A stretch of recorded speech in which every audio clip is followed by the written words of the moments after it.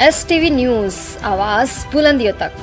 गेहूं मिलता है, यह केंद्र का चीज नहीं है, ये तो एक यूनिसेफ का चीज है। एक यूनिसेफ का चीज है कि पूरे विदेश का रुपया आता है आपके भारत में। पुअर देश कहा जाता है। इस पुअर देश के लिए पीडीएस विभाग को पैसा दिया जाता है। यह प्रधानमंत्री अपने कोष से थोड़े दे रहे हैं। ये प्रधानमंत्री का पैसा नहीं है, यह राज्य की पैसा नहीं है। यह देश विदेश जो जहां आपके समय में देश में आजादी हुई थी, उस समय गरीबी जीवन जूझ रहे थे भारत, उस समय आपको खाना खाने के लिए, कपड़ा पहनने के लिए और चाय पीने के लिए, अब जिस तरह मोदी ने चाय के दुकान पर से अब एक प्रधानमंत्री बने हैं, उसी तरह इस गरीब को चाय पीने के लिए एक चीनी तैयार किया गया था इस पीडीएस दुकानदार के माध्यम से, इस डीलर के माध्यम से, इस दुकानदार के माध्यम से, कि प्रत्येक जनता को कम से कम चावल और गेहूं, चीनी और मीठी तेल मिले। ये प्रावधान, और उसमें जो खादी भंडार से मिला करते थे कपड़े, वह कपड़े खादी जो महात्मा गांधी, राष्ट्रपिता महात्मा गांधी कहलाते थे, उस समय देश की आजादी के समय का यह चीज है। कोई अपने घर से देने वाले व्यक्ति नहीं है। अभी के माहौल में जो पीडीएस दुकानदार है, उनको कितना बड़ा दिक्कती है, उस दिक्कती का सामना करते हुए नीतीश कुमार की अर्थी निकाल दिया है। अभी भागलपुर का इस वक्त की एक्सक्लूसिव रिपोर्ट में आपको दिखाऊंगा, खास करके आप बने रहेंगे STV न्यूज 24 पर। प्रदेश प्रभारी पहुंच पर की खास रिपोर्ट जाए।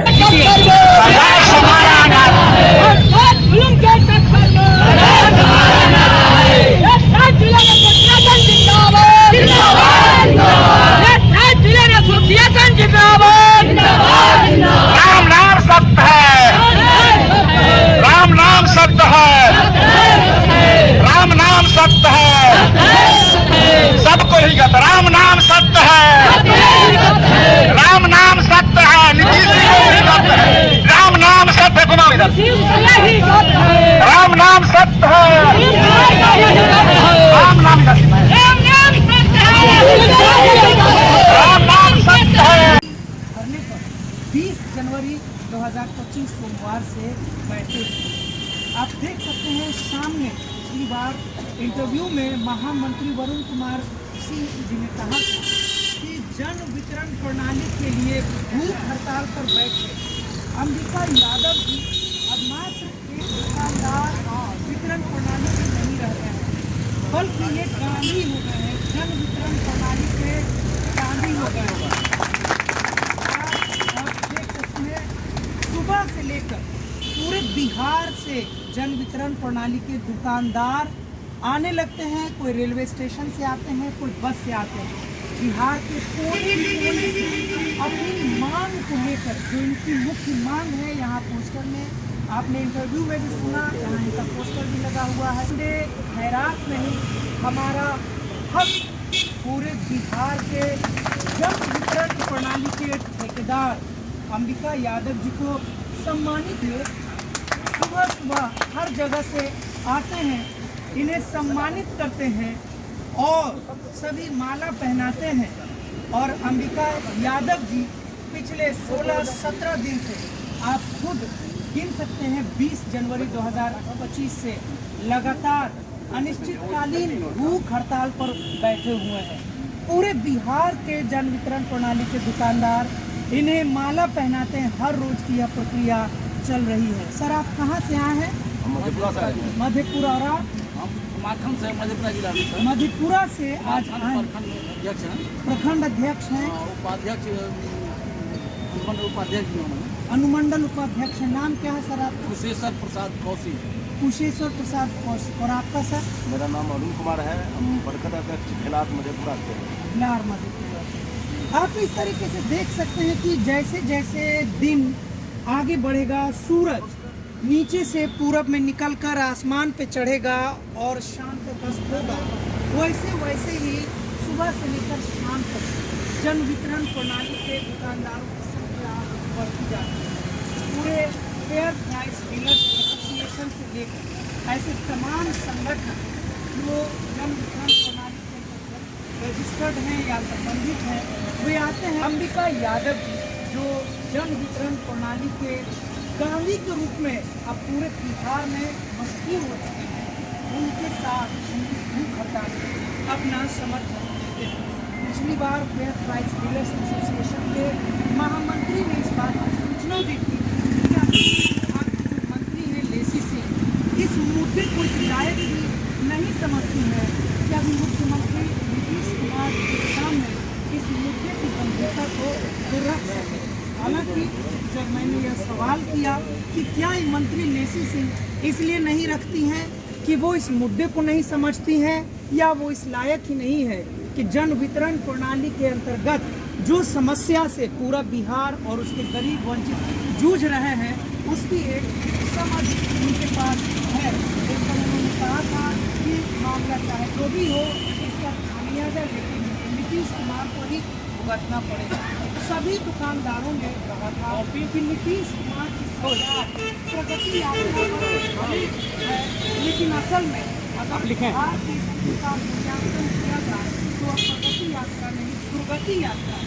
राजकुमार यादव जी ने कहा कि भले ही नीतीश कुमार प्रगति यात्रा के नाम पर अपने विकास का जीत रहे हैं, लेकिन यह चाहते हुए उनकी प्रगति यात्रा सामने आ जाती है।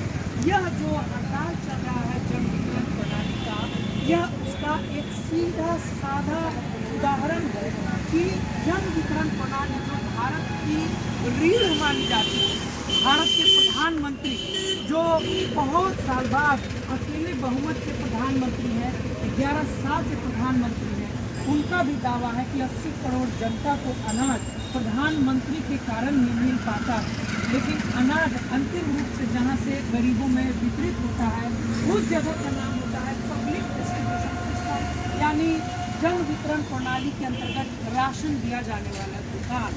लेकिन अफसोस की बात है कि जन वितरण प्रणाली के उन्हीं दुकानदार जिनके कंधे पर चढ़कर पूरे भारत के राज्य के मुख्यमंत्री और देश के प्रधानमंत्री अपने विकास के सुशासन का गीत गाते नहीं थकते हैं, वहीं बिहार के जन वितरण प्रणाली के पूरे दुकानदार गर्दनीबाग जो बिहार की राजधानी पटना में है पर भूख हड़ताल पर बैठने को मजबूर है। आखिर कब तक जन वितरण प्रणाली के दुकानदार और जन वितरण प्रणाली के आंदोलन से बने उनके गांधी अंबिका यादव जी को यूं ही हड़ताल पर भूख हड़ताल पर बैठे रहना पड़ेगा? इसकी जांच अभी तक, इसका हाल चाल अभी तक नीतीश कुमार सरकार की कैबिनेट से कोई भी लेने को नहीं जा रहा, बल्कि अखबारों में भी ऐसा लगता है कि जानबूझकर इस मुद्दे को दबाने के लिए सारे प्रयास किए जा रहे हैं। ऐसे समय में जब मीडिया अब डिजिटल भी हो चुका है, कोई मुद्दा नहीं दबाया जा सकता है, ऐसे समय में भी इस मुद्दे को नीतीश सरकार द्वारा दबाने का प्रयास एक कुत्सित प्रयास है। बल्कि मैं एक पत्रकार के तौर पर चाहूँगा कि निर्णय चाहे इनके पक्ष में हो या विपक्ष में हो, इनके प्रतिनिधि मंडल को बुलाकर उनकी विभाग के मंत्री हैं उनको कम से कम वार्ता करनी चाहिए थी और नीतीश कुमार जी को सीधे सीधे हस्तक्षेप करना चाहिए था। ऐसा लगता है कि इस प्रकार से लेसी सिंह इस मुद्दे को दरकिनार कर रही है और नीतीश कुमार इस मुद्दे से अनभिज्ञता जाहिर करने का नाटक कर रहे हैं। इस बात की पुष्टि करता है कि इनकी जो मांग है, मानदेय की मांग है, यह वाजिब मांग है। इसीलिए शायद मंत्री से लेकर मुख्यमंत्री तक इस मुद्दे पर चुप्पी बनाए।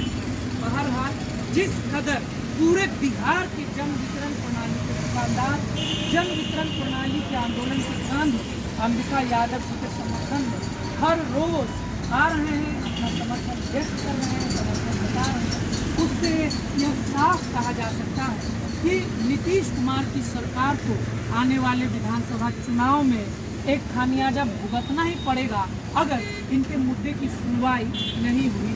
तो इसी के साथ मैं आज इसकी बात करता हूँ। आज देखते हैं कि इस आंदोलन में